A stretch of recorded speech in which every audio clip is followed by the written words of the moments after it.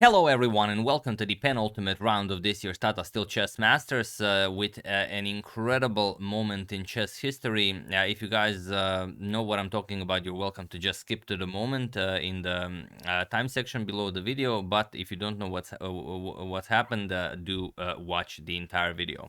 So it's round 12, Gukesh versus Praggnanandhaa. Going into round 12, Nodirbek Abdusattorov is leading the tournament.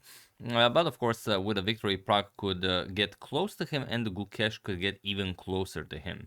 So let's check out what happened here, as it's really incredible. And also, it's even more incredible that it happened specifically on move 40, just on the move that you have to reach in order to reach time control. So here, Gukesh with the white pieces opens with pawn to d4. Knight to f6 by Pragg, we have pawn to c4, and now pawn to e6, going for some sort of an Indian defense. We have knight to c3 and bishop to b4. The Nimzo-Indian defense is on the board. We have knight to f3, castles, and now bishop to g5. So a fairly standard idea, and now pawn to c5. But not going for something like e3 or rook to c1. Here we have pawn to d5. So going into sort of a Benoni-Nimzo structure. We have e captures on d5, c captures pawn to d6, so basically a Benoni with a bishop on b4. We have pawn to e3 and now pawn to h6, chasing away Gukesh's bishop on g5, bishop to h4, and now bishop to f5. There is a game that reached this position, knight b to d7 was played. It was played in 2021, Levon Babujan versus Bogdan Daniel Deac, and Deac lost that game. But here we have bishop to f5 by Pragg, and it is now as of move 9 that we have a completely new game. So okay, Gukesh continues developing, bishop to d3, Pragg trades off the light square bishops, and now knight b to d7. We have castles and rook to e8. So, fighting for that e4 square. We have knight to e2, and now pawn to a6. It's interesting that knight to e5, although it looks very nice, doesn't really do all that much. For example, you can just trade and then play pawn, or even capture on f6, bishop captures, and queen to b5 is very annoying, goes after the b7 pawn, and if b6, even a3 just traps the bishop. So there are problems like that. You could go bishop d2, then rook to d1, then the bishop has to go to a5, and then of course b4 traps the bishop. So instead, after knight to e2, we have pawn to a6, and now queen to f5. Okay, just putting more pressure on Pragg's king side. Pawn to c4, a very standard idea in the Benoni. Rook to c1 going after the pawn, and rook 8 to c8 defending the pawn. We have a3, chasing away the bishop, bishop to a5, and now knight to g3. We have queen to e7, and now queen back to h3, freeing up the f5 square for the knight to put pressure on the queen and on the d6 pawn. And in all sorts of Benoni structures, the d6 pawn usually is a weakness. We have rook to c5, now putting pressure on the d5 pawn, and first knight to f5. Chasing away the queen, we have queen f8. You have to keep an eye on that d6 pawn. And now rook f to d1, guarding the d5 pawn. We have bishop to d8, and now rook to d4. Just putting pressure on the c4 pawn, but also with some ideas of later on transferring the bishop, the rook over to the king side to help out with the attack. And now pawn to b5, of course, just defending the c4 pawn. We have bishop to g3. Now, with the threat of just bishop captures and d6, this would win the game for Gukesh, and Pragg defends with knight to e5, so putting a knight in between the bishop and the d6 pawn. We have rook c to d1, doubling up on the d file, and now knight to h7, preparing knight to g5 to put pressure on the queen and maybe even trade off some pieces. So bishop to f4, but still knight to g5. We have queen to g3 by Gukesh, and now Pragg trades with knight g captures on f3 with check.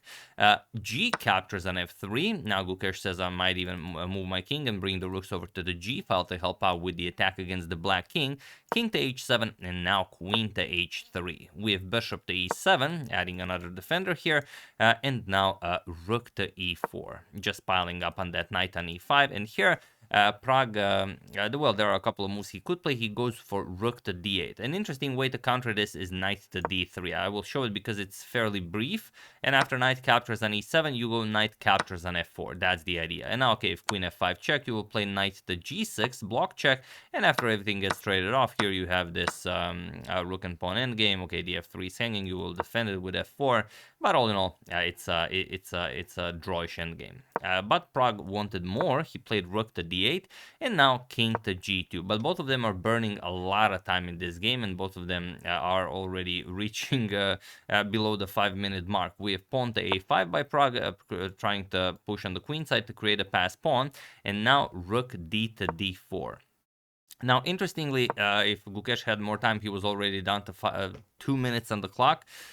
He would find bishop captures, pawn captures, and now pawn to d6, just almost trapping that bishop on e7.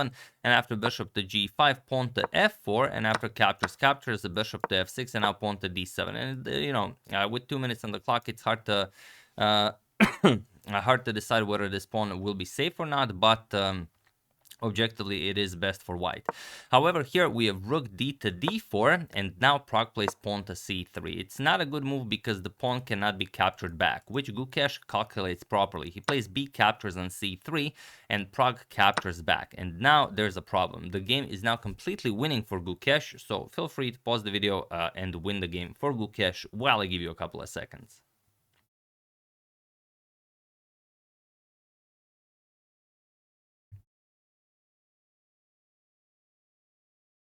So for those of you who were able to do it, congratulations on finding this brilliant resource. And for those of you who just want to enjoy the show, it is rook captures on e5. That's the move that Prague missed. And the thing he missed is that after d captures on e5 and bishop captures on e5, well, whatever he plays, he's just lost. Now, g7 is hanging. So the move you really want to play is bishop to f6, but you cannot play that. If you play bishop to f6, then look at this. Bishop captures, g captures. Now rook to h4, and that's it. How are you defending the h6 pawn? If you go queen to g8 with check, you can even play rook to g4. Not even, you have to play it, otherwise you're going to be in trouble if you go to the back rank. So you have to play rook g4, attack the queen, and after queen to f8, something like queen h4, and this will be enough for white to win. Let's say you will have to give a little bit of material back to guard the pawn here. Rook to d6, white will happily take it, and now you're going to play queen to h5. Go after the f7 pawn, black will defend it, and now rook to h4. Attack this pawn. The only way to defend it is to give up the f5 pawn. Queen captures on f5 with check, and after, let's say, queen g6, you will even capture, play rook to d4, start advancing the pawns here, and you're up 2 pawns, of course, completely winning endgame. So the bishop to f6 does not work for Prague, but even a bigger problem for Prague is that he is down to 3 minutes on the clock, but Gukesh is even lower. He's down to 2 minutes on the clock. So Prague played pawn to f6 to muddy the waters here, and now pawn to d6 by Gukesh, trapping the bishop on e7. And okay, there's nothing for Prague to do here. He has to take it. Bishop captures on d6. Bishop captures, attacking the queen, and queen to f7 now. We have rook to g4. Gukesh is now, of course, completely winning. He has 2 pieces for the rook, and rook to g8. You have to guard the g7 and the h6 pawns here. Bishop to f4, piling up on the h6 pawn, and now queen to f8. Prague barely holding on here, and here Gukesh played bishop to d6. And now look at this. Bishop to d6, queen to f7, bishop back to f4, and now queen to f8. And here, believe it or not, Gukesh played bishop to d6. This is move 39. He needed to make one more move to reach time control, but he played bishop to d6. And he could play pretty much any other move in his position would still be winning. He could just move the rook, rook h4, rook to g3, put the bishop on g3. It doesn't really matter. Play pawn to e4. Any move you make here, pretty much any move, and he will continue having a winning position. Reaching move 40, he will be granted additional time, and he will have enough time to figure out how he wants to win this game. But he played bishop to d6, and here Prague pressed the clock, called the arbiter, and he said that it was a threefold repetition, or rather he just showed the score sheet to the arbiter, and the arbiter confirmed that it is a threefold repetition once black plays pawn to f7, queen to f7. So in order for you to see the repetition and to realize what a repetition is, because some of you I've realized also think that it's a repetition of moves, like I move the king, you move the rook. That's not a repetition of moves. It is a repetition of moves, but it's completely irrelevant to what happened here. Here a position repeated itself, not that moves were repeated. Of course, you had to repeat moves for the position to repeat itself, but sometimes you can also repeat moves without the position repeating itself. So this is the position. So first, after rook to g4, now rook to g8 was played. So this is the first position that we are taking into consideration. Then bishop back to f4 was played, queen to f8, bishop to d6, and queen to f7. The position repeated itself twice. And now after bishop to f4, Pragg played queen to f7 and bishop to d6. Here with queen to f7, the position repeated itself 3 times. Pragg, advertised it correctly, and he saved this game. And he saved his winning streak. Everyone thought, okay, Pragg's winning streak is now gone. Gukesh played a brilliant game. He slowly squeezed Pragg. Pragg didn't have enough time to calculate. He blundered with that pawn to c3 move, rook captures on c3, and Gukesh just played a brilliant game. But no, Pragg fights until the absolute very end, and he was able to save this game. I don't think. Well, I've probably seen it, but I don't remember seeing it in a very, very long time. On move 40, and Gukesh was down to, I don't know, maybe a few seconds on the clock, so he played bishop to d6, thinking that he was the one that is creating the position that repeats itself, not Pragg with queen to f7. He thought that Pragg has to play queen to f7, and then he will play something else, and then the position will not repeat itself, but yeah, he miscounted the positions, in hand.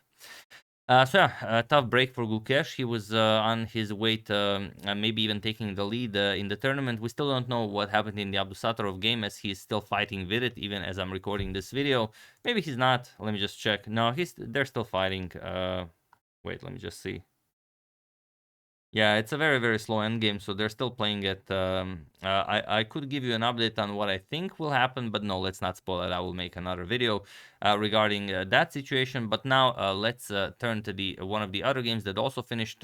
Maybe tomorrow I'm also going to show what happened in the game Jordan Van Forest versus Anish Giri, because that was a terrible, terrible blunder. Basically, the game just started and, a piece was blundered. But the game I wanted to show you is... Alireza versus Nepomniachtchi, also a really big matchup. Both of them candidates of the candidates tournament that will be played in 3 months.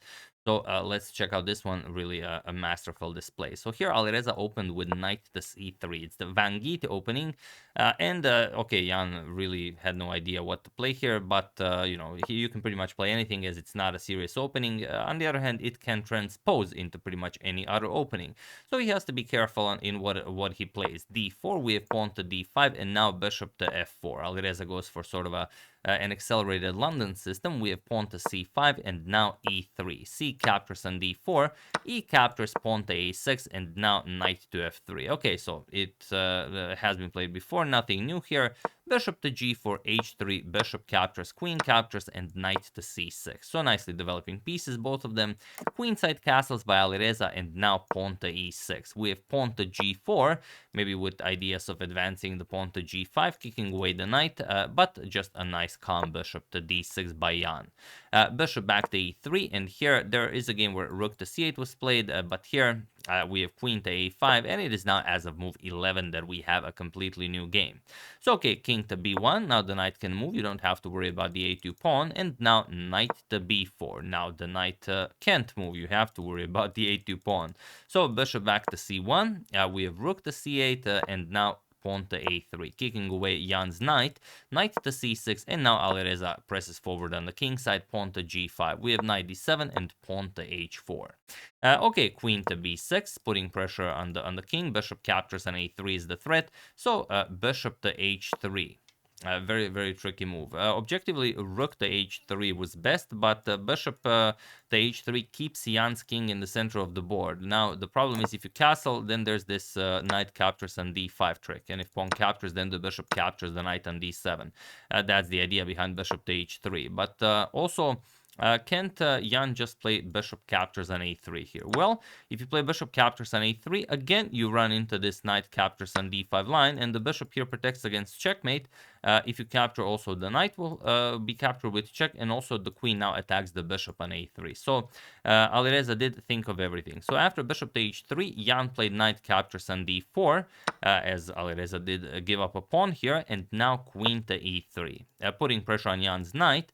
bishop to e5, and now pawn to f4. So why did Jan allow this? Why did Jan grab a pawn for this knight? If he moves the bishop back, Alireza just wins a piece here. Well, Jan's idea was go for the attack. Rook captures on c3, queen captures on c3, and now just knight to b5 with the idea of knight to c5, and then he has everything in the attack here. So okay, queen to f3, only good move for Alireza, but also the one that wins the game for him. The bishop still hanging here, and now bishop to d4. We have king a2, getting the king off of the b file, and now pawn to g6, stopping the advancement of the f and the h pawns, but pawn to h5. It doesn't stop it, but it minimizes the damage. Knight to c5 by Jan, and now bishop to f1, masterfully delivered by Alireza. Just opens up the h file for the rook, preparing h captures on g5. So this is impossible. You'll have to capture with the f pawn. This will weaken the e6 pawn, and then Alireza is hoping to press forward. We have knight to e4, getting the knight closer to the white king, but also closing off the e file. And now bishop captures on b5 with check. It doesn't matter what you capture with. I mean, it does, as if you capture with the queen, then queen is no longer guarding the d4 bishop. So a captures on b5, and now h captures on g6. We have f captures on g6, and now just rook h to a1, rook h to e1, and a very difficult position for Jan. Also, you could play pawn to f5 here, but it's unnecessary to go for such, engine trickery. Rook h to e1 is also incredibly strong. So here, Jan played rook to f8, and the position is now completely winning for Alireza. But you have to find the move that he played, and also what is so terrible that Jan missed here. While I give you a couple of seconds.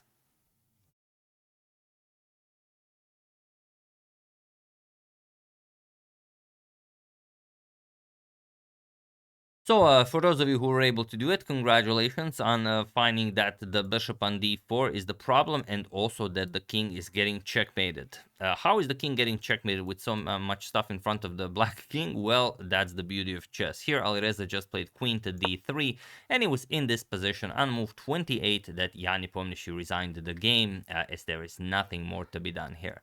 Problem is, next move, Alireza just wins a piece, and if Jan moves it, doesn't really matter where, let's say bishop to c5, then rook captures on e4, and Jan is unable to capture back, and then Alireza is just up material with, a very strong attack against the black king. Of course, if pawn captures, then queen d7 is checkmate.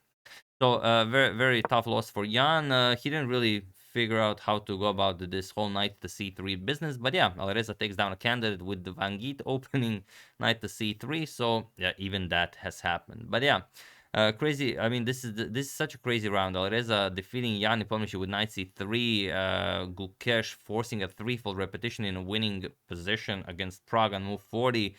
Jordan completely blundering, pretty much in the opening, a full piece against Anish Giri, and other stuff is happening also. But I'm gonna make another video on this round, probably after all of the games have finished, and then we're gonna discuss what is up before the final round of the Tata Steel 2024.